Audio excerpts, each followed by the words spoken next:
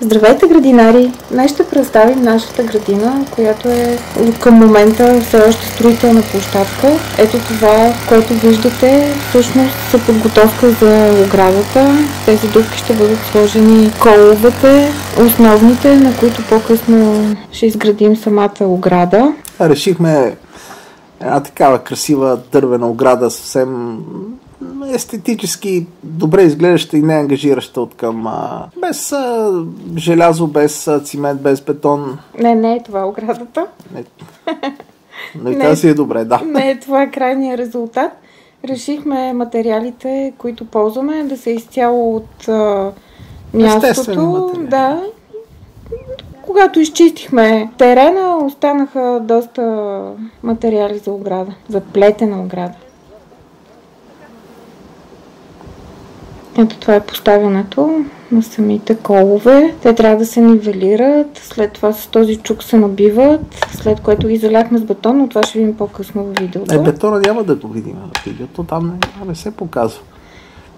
Защо не си го заснел? Не съм го заснел. Да, това го правим през зимата, между другото. Мисля, че февруари месец. Да, тук съм с викинската прическа. Не викинска, викингска. И оградата, решихме така една плетена ограда, само че вертикално оплетена, по която пуснаме някакви пълзящи растения, по възможност цъфтящия. Ами да, точно тук, в тази част има влачещи се рози, вече посадени, по-нататък ще ги видите. И телефончета, които разбрах, че те са пълзящи, защото аз мислех, че петуниите също са такива, но те били висящи. Различно е. Няма нищо общо. Висящи петуни, да, може.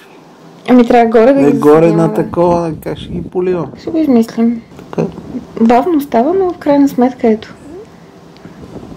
Стана функционално, дори и така на мен ми харесва, не е... Да, важно да не може да мине коза, примерно, да и си ядем домата. Да. Зеленчук. Да. И пипера. Пипера, да. Трябва да пазим пипера. Пипера, сега, понеже сме на село, трябва да викаме пипера на чушката, нали? Даже, понеже сме в тази Граловска област, това е част от Шопуйка, след Перник, между Перник и Брезник, това е Гралово, трябва да казваме Пиперо. Добре. За да бъдем разбрани. Да, и да слушаме това тоника, нали? Да. Какво се обясняваш тук?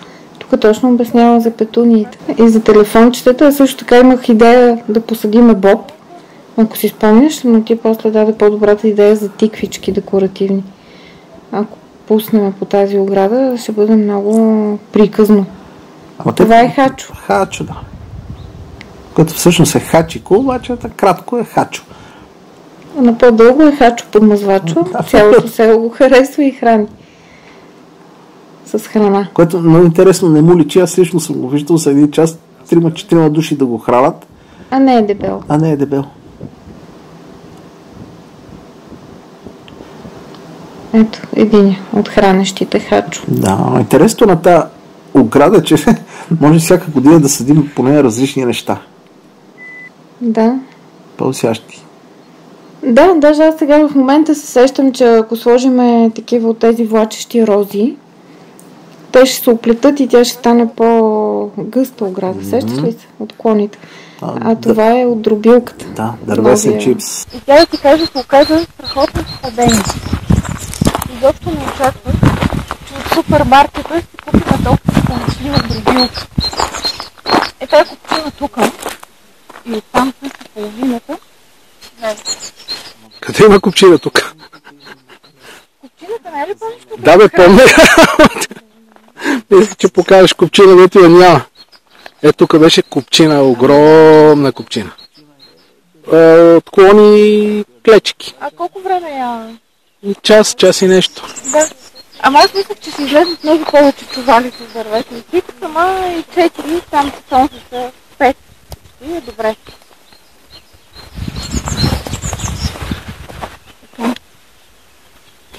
Хайде сега покажи на тия хора как. Така. Да, това е заключването.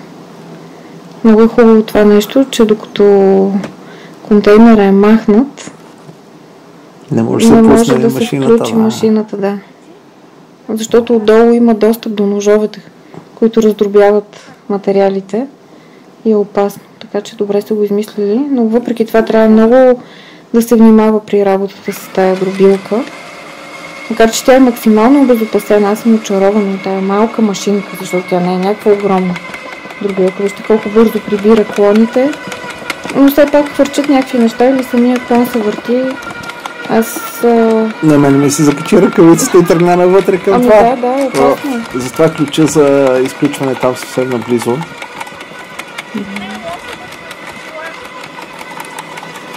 Видявам. И предпазни очила са добра идея, другото да се ползват.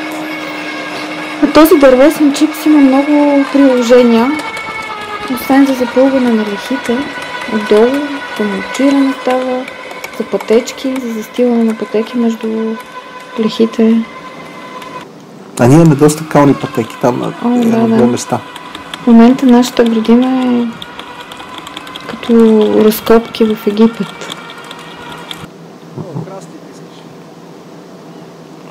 Като излез на пролет с карабеите, и ядат всичко, ще виж. Важното е мумия да не излезне някъде, защото толкова много сме разкопали.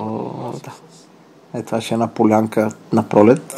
Много трева, по това джанк ще има пейка. Да. Тук някакви цветенца също сме решили. А не, тук искам сега да покажа. Такъв ров имаше пред цялото място. Едно импровизирано мостче, само ето тук, където е вратата.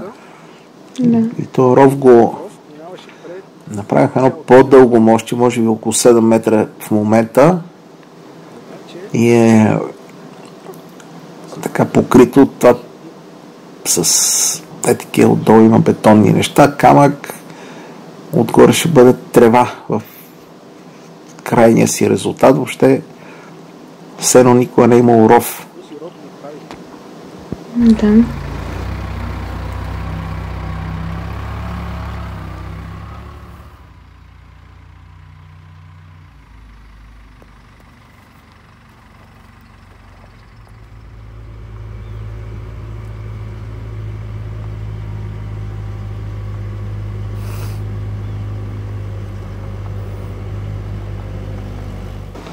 Някое по-нататъчно видео ще може да видите крайния резултат. Порасне тревата, ето е оградката. А там са розите в края на... Те рози много бързо ли растат? Аз не прочетах.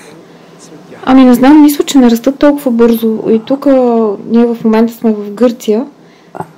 Хората страшно много съдат такива рози. Розящи. Ако ти прави впечатление. И понеже с много дебели стволове, като дърво от порядъка на 10 см, сигурно не расте много бързо. А това са купчени с много такъв ромлив речен хумус. Тях слагаме в лехите. Имам доста лехи тук са правене. Готови са 6 от тях. Още 3 са почти готови с съвсем малко работа. И нагоре има още 4. В дясно ще има много лехи. Тук... Да, и те са и засадени. Засадени са тези 6 лехи. Не всичко тръгва, обаче тук лука, примерно, ни е тръгнал. Репичките не се получиха, но ще се получи. Много застудя в един момент, прекалено много застудя. Ние малко избързахме, но пък на лука явно не му пречи и репичките не се получиха. В тази поне специално. Те бяха на разсад, затова. На разсад, да. Мисля, че... Тук обаче на семена ги сложихме репичките и са тръгнали. Много добре. Сега на местото на нетръгналите репички има моркови. Не, морковите са в другите лехи. Има подправки. Има, магданоси и босилек. Там. Не знам дали се комбинират добре. Репички сакса. Добре. Не е лошо, когато засаждаме лехите, наистина предварително да се поинтересуваме. А това са плетените ни лехи. Си взаимодействат полезно. Да, кажи за плетените лехи. Това са плетените лехи от първия клип, който качихме. 3 лихи са така оплетени от клони. Тук има салати. Това е дълбов лист червена, отзад е някаква друга. Да, ще тръгнат тези салати. Аз сега си мисля, че почвата в лихите ни е доста бедна. Може би трябва да я обогатим по някакъв начин с някаква такава естествена тор. Да, тук отиваме на дървените лихи вече. Трите готови, тази е само с чесън. Която мирише на чесън. Тя мирише на чесън още. Я отдалече мирише на чесън. Като се дигна покривалото, което не е найлон. Това е агрил. Вътре температурата е доста по-висока от навън. И плюс това, когато вали, успява да мине дъждовната вода през него. До някаква степен, най-вероятно не е. Да, минава въздух, без да минава вятър. Много интересно и като вали дъжд, всяка една капка, която падне върху агрила, се разпръсва на много малки капки, които падат вътре и напояват лехата.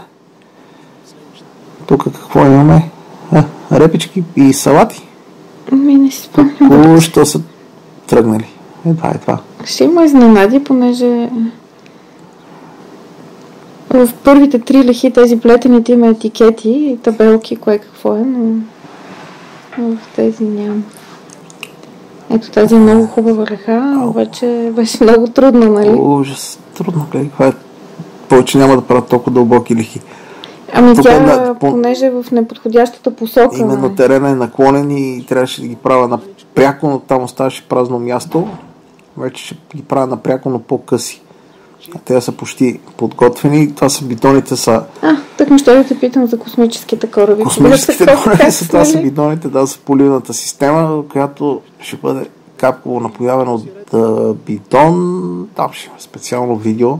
Те нали няма да стоят така наклонени една към друга?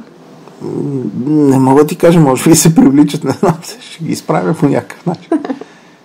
Това ще го покажем. И нагоре има място за още лихи и няколко. Отясно има място за лихи. Повдигнати лихи, тук мъркуче само съм сложил за капковото. Централния мъркуч. Между другото, под борчетата има 4 храста боровинки или 3? 3 са там под борчетата, да, и в дясно има още 14. Да. Ето тук има боровинки. Малини, краси, където има клони борови, там има боровинки.